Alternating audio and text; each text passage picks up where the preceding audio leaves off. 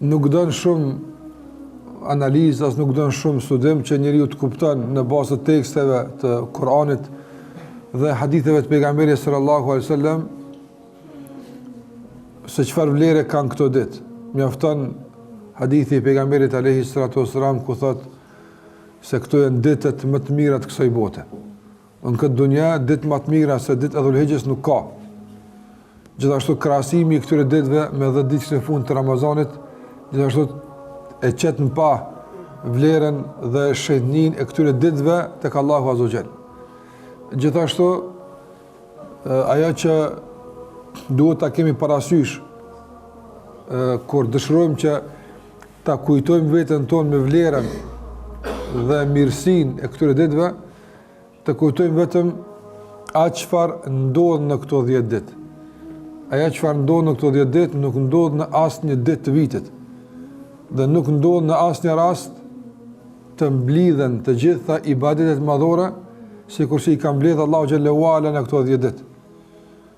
Andaj të gjitha ibadetet, shtyllat e Islamit, bazat e fesë, të gjitha ato vepra të mira që besimtari ka mundësi të afrohet Allahu xhallahu ala, të gjitha këto janë të përmbledhura të mundshme në këto 10 ditë. Prandaj mjafton vlerë për këto 10 ditë prezenca e ditës së Arafatit, një prej ditëve më të mëdha, madje dita më e madhe e vitit, dita më e vlefshme dhe më e çmuar e vitit. Për këtë arsye dhe pejgamberi sallallahu alajhi wasallam ka përmend se në asnjë ditë gjatë vitit vepra e mirë nuk çmuohet dhe nuk vlerësohet si në këto ditë. Prandaj asnjëherë gjatë 12 muajve kur në asnjë ditë nuk ke pas mundësi që më tepër shpërblesh se në këto ditë, të cilat kanë filluar sot. Prandaj çmimi i veprave të mira është tejet i ngritur. Është shumë i lartë. Allahu xhallahu ala e din sa është. Prandaj nëse në ditë të tjera të vitit kemi nganjëherë përmendje numerike të shpërblimit, se është kaq ose aq, 100, 200, 700, kemi përmendje të natës së Kadrit 1000 muaj e kështu me radhë, atëherë të gjitha këto përballë ditëve të Dhulhijhes mbeten domthonë të thjeshta, po them kështu kushtimisht në raport me Dhulhijhen. Për shkak se ka thënë pejgamberi sallallahu alajhi wasallam në ditën që se ka merret, në asnjë ditë nuk shpërblehesh më shumë se në këto ditë. Prandaj këtu nuk ka numerikisht sa shpërblehesh, por ka se shpërblehesh më shumë se në çdo ditë tjetër. Andaj duhet që t'i kushtojmë vëmendje çdo minuti të këtyre ditëve që ta shfrytëzojmë si duhet. Në anën tjetër, vëllezëruar, 10 ditë i Dhulhijhes është edhe një shans nga ana e Allahut Azza wa Jall dërguar robëve të tij për plotësuar dhe për të dëshmuar keqardhjen e sinqert për shkuarën e 10 ditëve të fundit të Ramazanit. Pra sa prej neve, kur ka kaluar Ramazani, kemi ndinje keqardhje se ka pas mundësi të jetë më mirë, është dashur të lexoj Kur'an më tepër, është dashur të mirë me këtë më tepër, është dashur, besoj që çdo musliman gjithmonë ka hapësirë për keqardhje, gjithmonë. Sado që ai të jap mundin maksimal në adorim, gjithmonë ka hapësirë për keqardhje.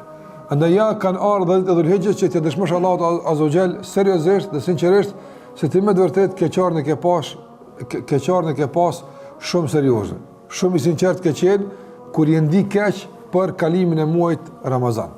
E nuk ka qenë thjesht një ashtirje, nuk ka qenë thjesht një hipokrizi, por ka qenë shumë e sinqert. Prandaj të dëshmojmë Allahu xhallahu ala në këto 10 ditë atë që ndoshta na ka mbetur keq që nuk patëm mundësi të dëshmojmë në 10 ditë e fundit të muajit Ramazan. Në këto 10 ditë e Dhulhijhes lëndëruar nuk ka ndonjë ibadet i saktuar që besimtari i përkushtohet vetëm atij. Mirpo ajo që është më e preferuara që ka në hadithet e pejgamberit sallallahu alajhi wasallam nga gjithë adhurimet është përmendja e Allahut azza wa jall, dhikri. Të cilën mund ta bëjmë në çdo situatë, në çdo rrethon, në çdo rast, nuk duhet, domethënë përgatitje e posaçme, nuk duhet vendi i posaçëm, nuk duhen rrethona të posaçme, por duhet vetëm një gjendje posaçme e përkushtimit ndaj Allahut xhallahu ala, që Allahun ta madhrojmë në këtë ditë. Nëse Allahu xhallahu ala e ka përmendur në Kur'an që në këto ditë janë ditë e dhikrit. Liyadhkuru smallah, që ta përmendin Allahu xhalla xjalaluhu në ditët e njohura, e këto janë ditë e njohura. Ditë e njohura tek Allahu xhalla uala me përmendje, me shpërblim, me madhrim ndaj tij kështu me radhë. Edhe pse në hadithin e pejgamberit sallallahu alajhi wasallam se vepra mirë këto ditë shpërblehet më shumëti, përfshihet çdo ibadet që mund të futet në vepër të mirë. Prandaj preferohet të shtohet namazi nafile, preferohet të shtohet sadakaja, preferohet të shtohet agjerimi, preferohen të gjitha këto që të shtohen. Edhe pse për disa prej adhurimeve nuk ka transmetim se i ka vepruar pejgamberi sallallahu alajhi wasallam, por ka nxitje dhe kjo mjafton për neve udhëzim që t'i përmbahemi.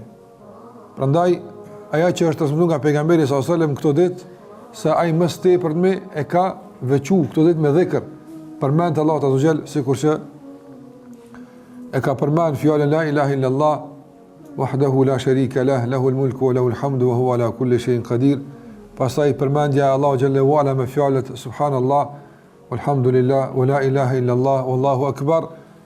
Pastaj tekbirat që i këndon besimtarin në Bajram fillojnë prej sot me i thënë vetën e tij kudo që gjendet Allahu akbar, la ilaha illallah, Allahu akbar wa lillahi alhamd. E gjitha këto ka që të cilët ti preferon për vetën e tij. Dhe në anën tjetër të kujdeset maksimalisht për çdo mëkat, qoftë edhe më i vogël, që ka mundësi ta zbej shejtnin e këtyre ditëve.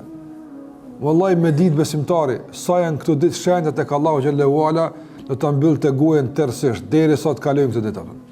Po të dini sa janë shenjta këto tek Allahu xhallahu ala, do të mbyllte syt sa të është e mundshme.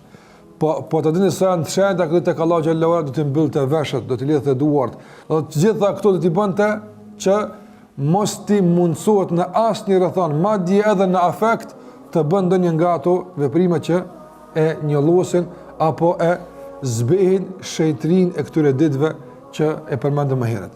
Prandaj, sikur që kujdesemi për veprat e mira, sikur që kujdesemi për shtimin e punëve të mira, të kujdesemi edhe në anën tjetër, sikur që duhet kujdesemi vazhdimisht, por veçanërisht në këtë ditë të kujdesemi për çdo mëkat.